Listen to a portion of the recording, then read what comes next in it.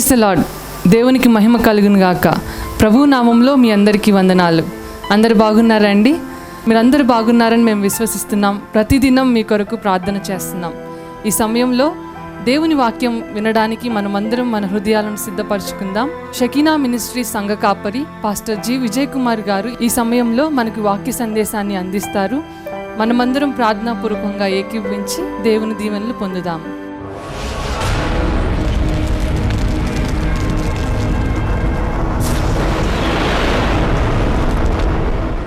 ప్రకటన గ్రంథం 3వ అధ్యాయం 7వ వచనం. ఫిలదెల్ఫియాలో ఉన్న సంఘపు దూతకు ఇలాగు రాయుము, దావీదు తాళపు చెవి కలిగి ఎవడును వేయలేకుండా తీయువాడును, ఎవడును తీయలేకుండా వేయువాడునైనా సత్యస్వరూపియగు పరిశుద్ధుడు చెప్పు సంగతులేవనగా, నీ క్రియలను నేను ఎరుగుదును, నీకున్న శక్తి కొంచెమై ఉండినను నీవు నా వాక్యమును గైకొని నా నామము ఎరుగుననలేదు. ఇదిగో తలుపు నీ ఎదుట తీసి ఉంచి ఉన్నాను, దానిని ఎవడును వేయనేరడు. దేవుడి వాక్య భాగము మన వినికిడిలో ఆశీర్వదించును గాక. ఆమేన్. ఇదిగో తలుపు నీ ఎదుట తీసి ఉంచి ఉన్నాను, దానిని ఎవడును వేయనేరడు. ఒక డోర్ మీకోసం ఓపెన్ చేసి ఉన్నాను, దాన్ని ఇంకెవడు కూడాను వేయలేడు అని ఇక్కడ లేఖన భాగంలో దేవుడు ఫిలదెల్ఫియా సంఘానికి తెలియజేస్తున్నాడు. 7 సంఘములకు రాయము అని చెప్పినటువంటి ఆయన ఈ ఫిలదెల్ఫియా సంఘానికి ఆయన ఏమని పరిచయం చేసుకుంటున్నాడంటే, దావీదు తాళపు చెవి కలిగి ఎవడును వేయలేకుండా తీయువాడును, ఎవడును తీయలేకుండా వేయువాడునైనా సత్యస్వరూపియగు పరిశుద్ధుడు చెప్పు సంగతులేమనగా. తనను తాను సంఘానికి ఏమని పరిచయం చేసుకుంటున్నాడు అంటే, ఆయన ఎవరు అంటే దావీదు తాళపు చెవి కలిగి. ఏ తాళం అంటండి అది? దావీదు తాళపు చెవి కలిగి ఎవడును వేయలేకుండా తీయువాడును, ఎవడును తీయలేకుండా వేయువాడు. ఆయన ఒక్కడు మాత్రమే. దేవునికి మహిమ కలుగును గాక. ఆయన తాళం వేస్తే ఎవరు తీయలేరంట, ఆయన తాళం తీస్తే ఎవరు వేయలేరంట. దేవునికి మహిమ కలుగును గాక. సత్యస్వరూపియగు పరిశుద్ధుడు ఆయన ఎవరంటండి? సత్యస్వరూపి. ఆయనలో సత్యం ఉంది. నేనే సత్యము అని చెప్పినవాడు, సత్యములో ప్రతిష్ఠించబడిన వాడు. ఆయన అంటున్నాడు, దావీదు తాళపు చెవి కలిగి. తాళము చెవి అంటే దేనికి సూచన అంటే అధికారమునకు సూచన. తాళం, ఇంటి తాళం ఎవరి దగ్గర ఉండేది? ఇంటి యజమాని దగ్గర ఉండేదా? ఇంటి పని మనిషి దగ్గర ఉండేదా? యజమాని దగ్గర ఉండేది. ఇంకా ఆ తర్వాత ఇంట్లో ఎవరి దగ్గర ఉండేది నేను చెప్పను. ఎవరి దగ్గర ఉండేది? ఇంటి యజమాని దగ్గర ఉండే తాళం కదా. ఎందుకంటే ఇది నా ఇల్లు. మన ఇల్లు కొనుక్కోగానే, అపార్ట్మెంట్లో ప్లాట్ కొనుక్కోగానే వాళ్ళు మన పేరు మీద రిజిస్ట్రేషన్ చేసిన తర్వాత మనకేమిస్తారు? ఇంటి తాళపు చెవి. ఇప్పుడు ఈ తాళపు చెవి అధికారమునకు సూచన. ఆయన దావీదు తాళపు చెవి కలిగి. దావీదునకు దేవుడు ఎటువంటి అధికారం ఇచ్చిన్నాడు? 40 సంవత్సరాలు ఆయన దావీదు ఇశ్రాయేలులో 12 గోత్రాల వారిని పరిపాలన చేశాడు. ఇంకంతేకాదు, నీ సంతానము, నీ కుమారులు సింహాసనం మీద తరతరములు ఉందురుగాక. నీకు దేవుడిచ్చిన అధికారం ఎటువంటిదంటే నీ ఒక్కడికి మాత్రమే కాదు, మీ ఒక్కరికి మాత్రమే కాదు, మీ బిడ్డ తరము. ఆయన ఆశీర్వాదం అంట, ఆయన దయ అంట 1000 తరముల వరకు వచ్చును గాక. దేవునికి మహిమ కలుగును గాక. దేవుని బిడ్డలారా, ఆయన తాళం వేస్తే ఎవరు తీయలేరంట, ఆయన తాళం తీస్తే ఎవరు వేయలేరు అని ఇక్కడ స్పష్టంగా ఆయనే చెప్తున్నాడు. సత్యస్వరూపియగు పరిశుద్ధుడు, ఆయనలో పరిశుద్ధత ఉన్నది. ఈ రోజున మనమందరం కూడాను ఆ సంస్కార ఆరాధనలో బలలో పాల్గొనడానికి వచ్చిన్నాం కదా. ఆయన అన్నాడు, నేను పరిశుద్ధుడును కనుక మీరును పరిశుద్ధులై ఉండండి. నేను పరిశుద్ధుడును కనుక మీరును పరిశుద్ధులై ఉండండి. మనకి లోకంలో చాలా గ్రంథాలు ఉన్నాయి, కానీ బైబిల్ గ్రంథానికి ఒక్కదానికి మాత్రమే ఏమని పేరుందంటే పరిశుద్ధ గ్రంథం. లోకములో దేవుళ్ళు అనబడిన వారు, దేవతలు అనబడిన వారు చాలామంది ఉన్నారు, కానీ వారందరికీ వేరు వేరే పేర్లు ఉన్నాయి. కానీ పరిశుద్ధుడైన దేవుడు అని ఎవరికందంటే ప్రభు అయిన యేసుక్రీస్తు వారు. ఆయన జన్మలో దోషం లేదు, జీవితంలో దోషం లేదు, జన్మ పాపం లేదు, కర్మ పాపము లేదు. అటువంటి పరిశుద్ధుడు. చెప్పు సంగతులు ఏమనగా, ఏమంటున్నాడు ఆయన ఇక్కడ, ఇదిగో నీ క్రియలను నేను ఎరుగుదును. ఓ ఫిలదెల్ఫియా సంఘమా, ఓ ఫిలదెల్ఫియా సంఘమా, నీ క్రియలను నేను ఎరుగుదును. నీకున్న శక్తి, ఇక్కడ నీ క్రియలను నేను ఎరుగుదును అంటే నీవు ఎటువంటి పనులు చేస్తున్నావో అవన్నీ కూడా నాకు తెలుసు. సంఘం గురించి ఉద్దేశించి మాట్లాడుతున్నాడు. ఈ సంఘం ఏం చేస్తుంది? ఫిలదెల్ఫియా సంఘము ఏం చేస్తుంది? ఆయన వ్యక్తుల గురించి కూడా ఉద్దేశించి మాట్లాడతాడు. నువ్వేం చేస్తున్నావో నాకు తెలుసు. కయ్యను, నువ్వేం చేస్తున్నావో నాకు తెలుసు. నీ తమ్ముడైన హేబెలు ఎక్కడున్నాడు? హేబెలు గురించి కయ్యన్ని ఒక ప్రశ్న అడుగుతున్నాడు. నీ తమ్ముడైనటువంటి హేబెలు ఎక్కడున్నాడు? ఆదామా, నువ్వేం చేస్తున్నావు నాకు తెలుసు.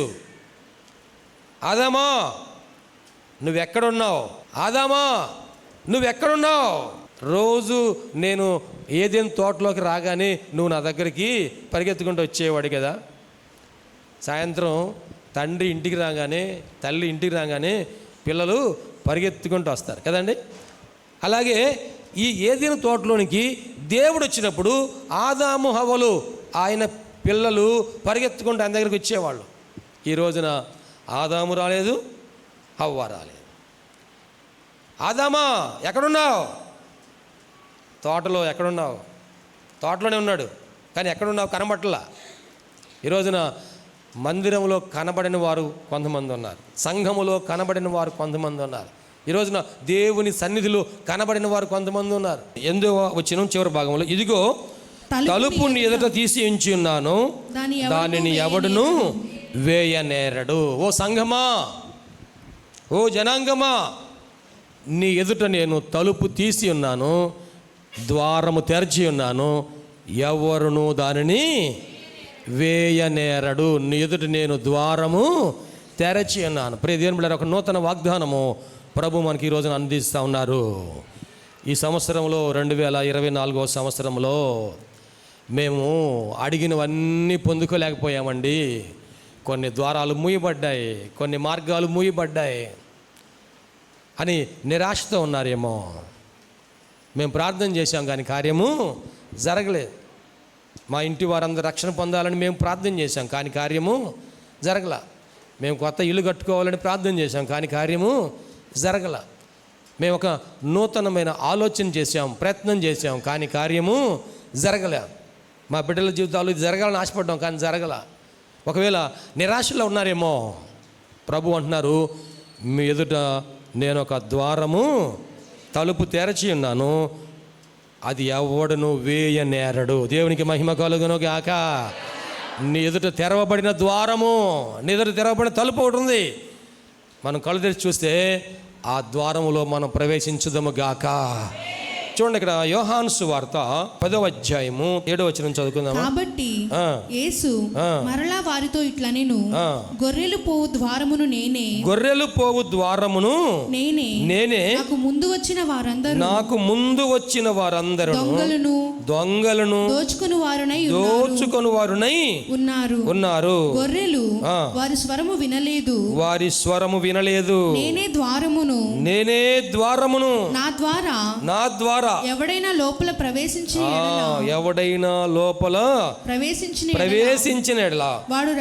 వాడు రక్షింపబడిన వాడై లోపలికి పోవచ్చు, బయటకు వచ్చుచు మేత మేయుచు ఉండును. గట్టిగా చప్పట్లు కొడుతూ యేసయ్యకు మహిమ చెల్లిద్దామా. నేనే ద్వారమును, ఆ తలుపు నేనే. నీ ఎదుట ఒక తలుపు తెరవబడినది, ఆ తలుపు నేనే ద్వారమును. రక్షణ పొందడానికి ఆయన ద్వారం తెరిచాడు. ఈ ద్వారం ఏ ద్వారం అంటే, ఈ తలుపు రక్షణ ద్వారము. దేవునికి మహిమ కలుగును గాక. నీ ఎదుట ఇదిగో ఈ సంవత్సరంలో దేవుడు నీవు పొందలేనటువంటి రక్షణ కార్యాన్ని ఈ 2024లో పొందలేకపోయావేమో 2025వ సంవత్సరంలో ఇదిగో ఈ ద్వారము నీ కోసం తెరవబడింది. దేవునికి మహిమ కలుగును గాక. మొన్న ఒక సహోదరు అన్నారు, 1వ తారీఖున నూతన సంవత్సరం 1వ తారీఖున నేను బాప్తీసం పొందుతాను పాస్టర్ గారు. 1వ తారీఖుని బాప్తీసం. నూతన సంవత్సరంలో పాతవి గతించెను, సమస్తము క్రొత్తవాయెను. మన జీవితం మారిపోవాలి, పాతవన్నీ కూడాను తొలగిపోవాలి, పాత అలవాట్లు, పాప జీవితం అంతా కూడా తొలగించబడాలి. మనలో ఉన్న బలహీనతలన్నీ కూడా, పాతవన్నీ కూడా తొలగించబడి నూతన సంవత్సరంలో నూతనమైన ద్వారాలు మన జీవితంలో తెరబడును గాక. గొర్రెలు పోవు ద్వారమును నేనే. ఆ గొర్రెలు ఎవరు అంటే మనం అందరము ఆ గొర్రెల మందకు సాదృశ్యంగా ఉన్నాము. ఎవరైనా సరే, ఏ గొర్రె అయినా సరే ఇందులో ప్రవేశిస్తే వారు రక్షింపబడిన వారై, దేవునికి స్తోత్రం అండి, వారు రక్షింపబడిన వారై. గమనించారా? ఇందులో ఈ ద్వారంలోకి వచ్చిన వారు రక్షింపబడతారు, ఈ దొడ్డిలోకి చేర్చబడిన వారు రక్షింపబడతారు, ఈ సంఘములో చేర్చబడిన వారు రక్షింపబడిన వారు. మందిరంలో చేర్చబడిన వారు చాలామంది ఉన్నారు, కానీ సంఘములో చేర్చబడిన వారే రక్షణ పొందిన వారు. దేవునికి స్తోత్రం అండి. నాకు ప్రభు రక్షణ ఇచ్చారు, బాప్తీసం పొందానన్న వాళ్ళు చేతులెత్తి స్తోత్రం చెబుతారా? హల్లెలూయా. ఓకే, మా కుటుంబంలో ఇంకా బాప్తీసం పొందని వారు మిగిలి ఉన్నారు అనేవారు చేతులెత్తి స్తోత్రం చెప్పండి. మీ చేతులు దేవుడు చూసి ఈ నూతన సంవత్సరంలో వారందరికీ దేవుడు రక్షణ దయచేయను గాక. వారందరినీ రక్షణ మార్గంలోనికి, ఈ గొర్రెల ద్వారంలోనికి ప్రభు నడిపించను గాక. ఆమేన్. ప్రభు మన ప్రార్థన ఆలకించను గాక. ఈ మొట్టమొదటి ద్వారం ఏదంటే రక్షణ ద్వారము. ఈ రక్షణ ద్వారాన్ని ఒకవేళ ఈ సంవత్సరం అంతా కూడా మనము పొందుకోలేకపోయాం, నిర్లక్ష్యం చేసామేమో, సిద్ధపడలేదేమో. ప్రభు ద్వారం తెరిచాడు, ఇంకా నిర్లక్ష్యం చేయొద్దు. రక్షణ పొందడానికి ఇదే మిక్కిలి అనుకూలమైన సమయం. నేడే రక్షణ దినం, నేడే, రేపు కాదు. రక్షణ అనేది నేడే, రేపు అనేది మనకి రూపు లేనిది. ప్రేమైన దేవుని బిడ్డలారా, రేపు అనేది రూపు లేనిది. మన తెలంగాణలో ఎస్పీ గారు ఒక మెసేజ్ పెట్టాడు. ఏమిటంటే, ఇద్దరు సాఫ్ట్వేర్ ఇంజనీర్స్ ఇద్దరు బైక్ మీద మధ్యాహ్నం భోజనానికి వెళ్తున్నారు. మధ్యాహ్నం భోజనానికి వెళ్తూ వారు చాలా స్పీడ్గా ఆ బైక్ మీద బజార్లో రోడ్లో వెళ్ళిపోతున్నారు. అయితే ఆ చిన్న పొరపాటు జరిగింది. ఏమిటయా అంటే, ఆ స్పీడ్గా వెళ్ళేటప్పుడు రోడ్డు మధ్యలో డివైడర్ ఉంటే వీళ్ళ బండి కంట్రోల్ కాక ఆ డివైడర్ని ఢీకొని ఇద్దరు ఎగిరి కింద పడితే బండి ఇంకా చాలా దూరం వెళ్ళిపోయి పడిపోయింది. బండి నడిపిన ఆ వ్యక్తి ఏమో అక్కడే చనిపోయాడు. వెనకాల కూర్చున్న వ్యక్తి ఏమో హాస్పిటల్ తీసుకెళ్ళిన తర్వాత ట్రీట్మెంట్ తీసుకుంటూ చనిపోయాడు. ఆయన ఏం చెప్పాడంటే, మనకు కావాల్సింది స్పీడ్ కాదు, సేఫ్టీ మనకి కావాలి. స్పీడ్గా వెళ్తున్నారు. కొన్నిసార్లు కొంతమంది ఆలోచనలు స్పీడ్గా ఉంటాయి. స్పీడ్గా వెళ్ళేటప్పుడు చిన్న పొరపాటు జరిగితే పెద్ద ప్రమాదం జరిగింది. చిన్న పొరపాటు పెద్ద ప్రమాదం. మనం రక్షణ అనేది ఏముందిలేండి, ఈ సంవత్సరం కాదు వచ్చే సంవత్సరం తీసుకోవచ్చు. పాస్టర్ గారు మళ్ళీ 40 రాత్రులు ఉపవాస ప్రార్థన అంటున్నారు. అవి అయిపోయిన తర్వాత మళ్ళీ 21 రాత్రులు ఉంటాయిగా. అవి అయిపోయిన తర్వాత మళ్ళీ 21 రాత్రులు ఉంటాయిగా. నాకు తెలుసులే, నేను తీసుకుంటానులే, నువ్వు వెళ్ళవే, నువ్వు చేసుకోలే ప్రార్థన, నేను వస్తాలే అంటూ ఉంటాడు మన హీరో గారు. కానీ ఎప్పుడు దాకా మనకి ఉంటాం అనేది గ్యారంటీ లేదని. ఒక చిన్న పొరపాటు పెద్ద ప్రమాదానికి కారణమవుతుంది. మన జీవితంలో కూడా మనం చేసే ఒక చిన్న పొరపాటు, మనం చేయకూడని ఒక చిన్న పొరపాటు చేస్తే అది మన జీవితంలో పెద్ద ప్రమాదానికి కారణమవుతుంది. మొన్న మా హాస్పిటల్లో ఒకరికి ఒక పిల్లవాడు 10-15 సంవత్సరాల లోపున పిల్లవాడిని తీసుకొచ్చారు. ఆ పిల్లవాడిని ఎత్తుకొని తీసుకొస్తున్నారు. ఇంత పెద్దవాడిని ఎత్తుకొని తీసుకొస్తున్నారు ఏంద్రబాబు అంటే, వాళ్ళు చెప్పారు, ఈ పిల్లవాడు పొద్దున్నే చలిమంట దగ్గర కూర్చున్నాడయ్యా.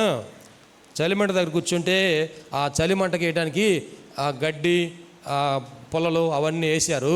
తర్వాత అక్కడ ఊడిచినటువంటి చెత్త ఉంటే అది కూడా వేశారు. దాంట్లోనే ఒక ప్లాస్టిక్ కవర్ వచ్చింది. ప్లాస్టిక్ కవర్ వస్తే ఆ కవర్ కూడాను దాంట్లో వేసినప్పుడు అదేమైందంట, గాలికి బయటకు వచ్చి పడింది. మంటల్లో నుంచి కాలుతా బయటకు వచ్చి పడగానే ఆ పిల్లవాడు ఏం చేశాడంటే ఇది మంట కాలుతా ఉంది కదా, బయటకు పోతుందని చెప్పేసి దాన్ని కాలు పెట్టి తొక్కాడు. తొక్కచ్చా తొక్కకూడదా? మామూలు పేపర్ అయితే తొక్కినా కానీ ఆరిపోయవచ్చు కదా, కానీ ఇది ప్లాస్టిక్ కవరు. ఆ కవరు మండుతూ ఉంది, దాని మీద కాలు పెట్టంగానే ఆ కవర్ ఏమైందంటే కాలుకి అంటుకుపోయిందండి. అంటుకుపోయి ఆగిపోలా, అంటుకుపోయి ఏమవుతుంది, అది కాలిపోతూ ఉంది. ఇప్పుడు ఇక ఆ పిల్లవాడు చేసిన తప్పు అప్పుడు తెలుసుకున్నాడు, అమ్మో దీని మీద నేను వేయకూడదు. ఇంకేం చేస్తా, అంటుకున్న తర్వాత ఇక పెద్దవాళ్ళు చూసి వచ్చి ఆర్పారు.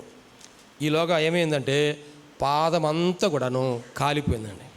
పాదమంతా కాలిపోయింది, ఎంతెంతలా బొబ్బలు వచ్చేసినాయి. ఆ బొబ్బలతో ఆ బిడ్డని తీసుకొని హాస్పిటల్కి తీసుకొచ్చారు. గమనించండి, ఒక చిన్న పొరపాటు ఆ పిల్లవాడు తెలియజేశాడా? పెద్దవాళ్ళము తెలిసి పొరపాటు చేస్తూ ఉన్నాం. పెద్దవాళ్ళము తెలిసి పొరపాటు చేస్తున్నాం. జాగ్రత్తగా గమనించండి. తెలియక చేస్తే అయ్యో పాపం తెలియక చేశాడులే అనుకుంటున్నాం కదా మనం. మరి తెలిసి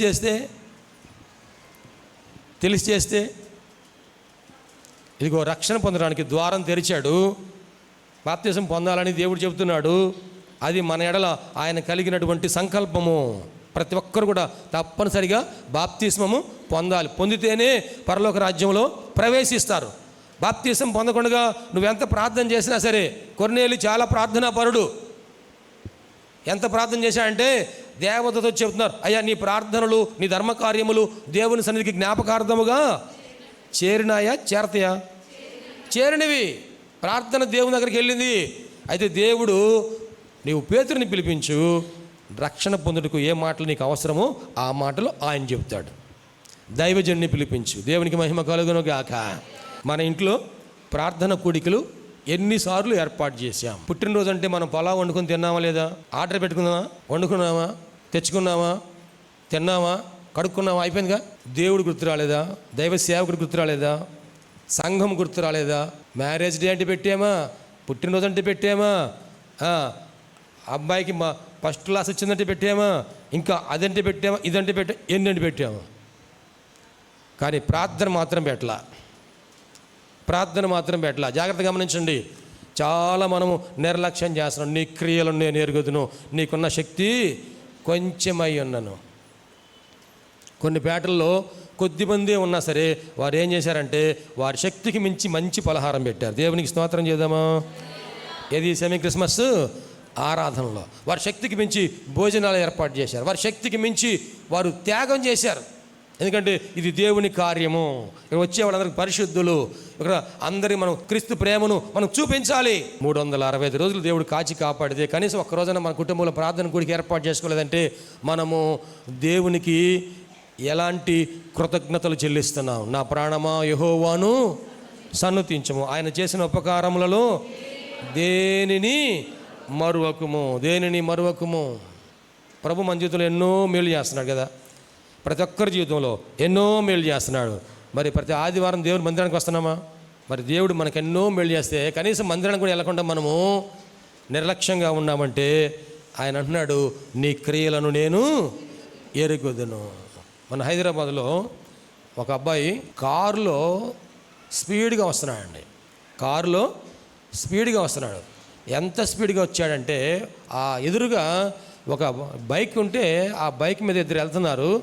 ఆ బైక్ని గుద్దేస్తే వెనకాల కూర్చున్న ఆమె అక్కడే చచ్చిపోయిందంట. అప్పుడు కారు ఆగిపోతే ఆ స్పీడ్ ఎంత ఉందంటే 180 కిలోమీటర్ల స్పీడ్లో ఉందండి. కారు ఎంత స్పీడ్ అండి? 180 కిలోమీటర్ల speed. Speed thrills but kills. Speed thrills. బాగా స్పీడ్కి వెళ్ళేటప్పుడు ఎట్లా ఉండేదంట? థ్రిల్లింగ్గా ఉండేది అనమాట. పక్కన ఉన్న వాళ్ళు అంటారు, అబ్బా నీ అంత స్పీడ్గా ఎవరు నడపట్లేదురా, అమ్మో సూపర్ ఫాస్ట్ రా, రాకెట్లా పోతున్నావురా, ఇంకా పోతుందా, ఇప్పుడే ఉందిరా, ఇంకా పోతాం తొక్కుతాను, ఇంకా స్పీడ్ ఏం చేసి బడాయి పెంచుది అనమాట. Speed thrills but it kills. మన జీవితంలో కూడాను దేవుడు ఎన్నో మనకి మేలు చేస్తున్నాడు. మనం వెనక్కి చూడకుండా దేవుడు చేసినవి జ్ఞాపకం చేసుకోకుండా వెళ్ళిపోతూ ఉన్నాం. ఎక్కడ దాకా వెళ్ళిపోతామంటే వెళ్ళినంత వరకు వెళ్తాం. ఆ తర్వాత ఇంక వెళ్ళలేని పరిస్థితుల్లో ఆగిపోతాం. ఇక్కడ ఆ రక్షణ ద్వారం తెరిచి ఉన్నాడు. రక్షణ ద్వారము తెరిచినప్పటికీ మనము దాన్ని తెలుసుకోకుండా, అనుసరించకుండా, ప్రవేశించకుండా ఉన్నాము అంటే, ప్రేమైన దేవుని బిడ్డలారా గమనించండి, మనము దేవుడిచ్చిన అవకాశాన్ని చేజార్చుకుంటున్నాం. ఒకసారి అవకాశం వచ్చి తలుపు తట్టిదంట. తలుపు తీస్తే మనం దాన్ని పొందుకుంటాం. లేదనుకోండి, ఆయన దాటిపోయేవాడుగా ఉంటాడు.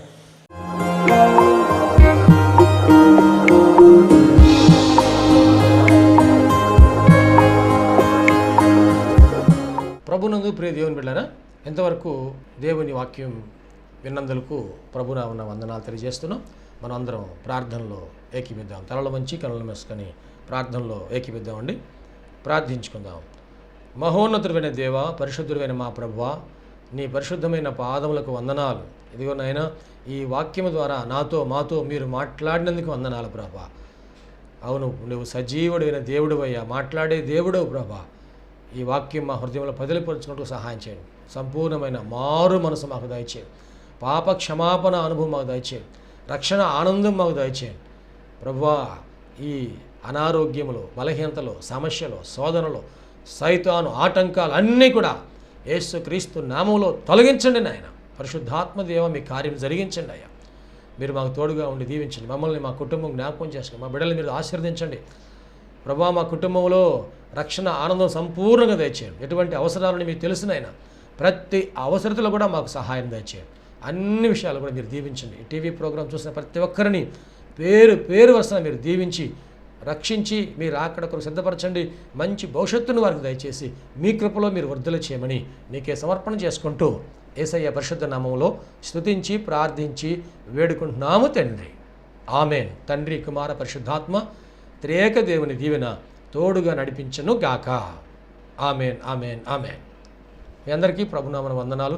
దేవుడు మిమ్మల్ని దీవించను గాక. ఆమెన్. ప్రభునందు ప్రియమైన సహోదరి సహోదరులందరికీ షకీనా ప్రార్థనా మందిరం తరపున హృదయపూర్వక వందనాలు తెలియజేస్తున్నాం. దేవుని కృప వలన 2012వ సంవత్సరంలో 350 గజముల స్థలంలో ఈ మందిరం నిర్మించుకోవడానికి ప్రభు కృపించారు. 2016వ సంవత్సరంలో నూతన స్థలం 180 గజముల స్థలం తీసుకోవడానికి ప్రభు సహాయం చేశారు.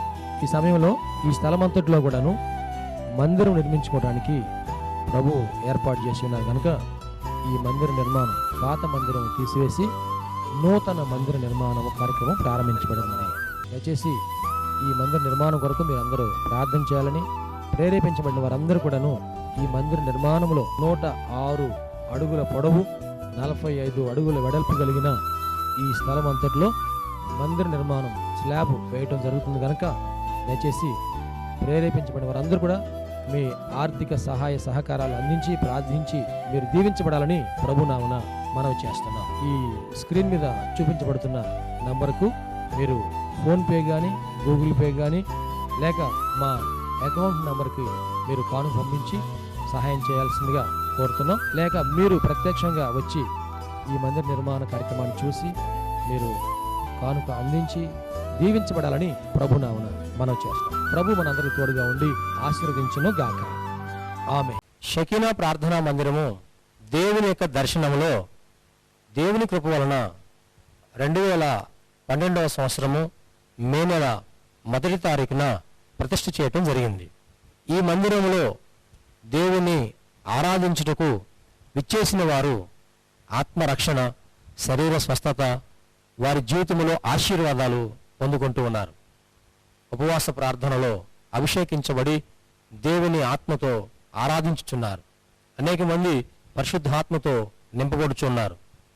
దురాత్మ బంధకములతో బంధించబడిన వారు సాతాను బంధకాల నుంచి విడిపించబడి ఆశీర్వాదం పొందుతూ ఉన్నారు. రక్షణ లేని వారు బాప్తిసం పొంది రక్షణ ఆనందాన్ని అనుభవిస్తూ ఉన్నారు. ఈ మందిరంలో చేయబడుచున్నటువంటి ఉపవాస ప్రార్థనలు, అభిషేక ఆరాధనలో అనేక మంది దీవించబడుతూ ఉన్నారు.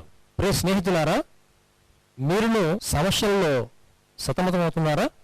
వ్యాధి బాధలతో పీడించబడుతున్నారా?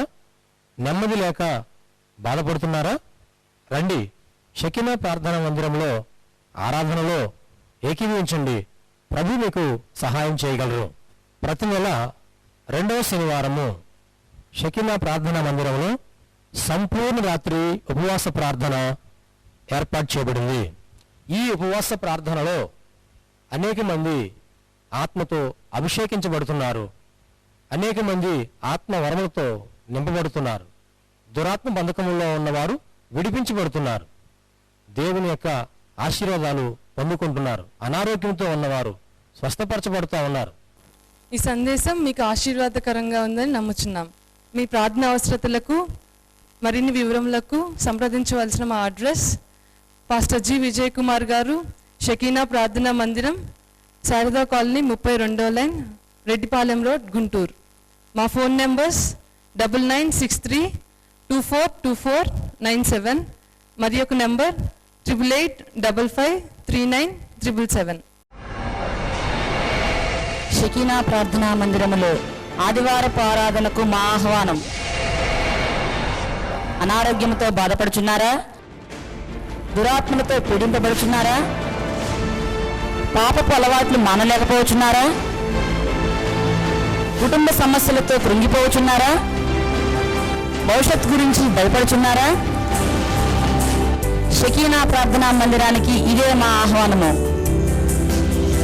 రక్షణానందం పొందడానికి, ఆరోగ్యము ఆశీర్వాదము పొందడానికి, పరిశుద్ధాత్మ అభిషేకం పొందడానికి, ప్రభువు రాత్రి వరకు సిద్ధపడట కొరకు ఆదివారం ఉదయం 7:30 గంటలకు షకీనా ప్రార్థనా మందిరంలో జరుగు ఆరాధనకు అందరికీ ప్రేమపూర్వక ఆహ్వానము.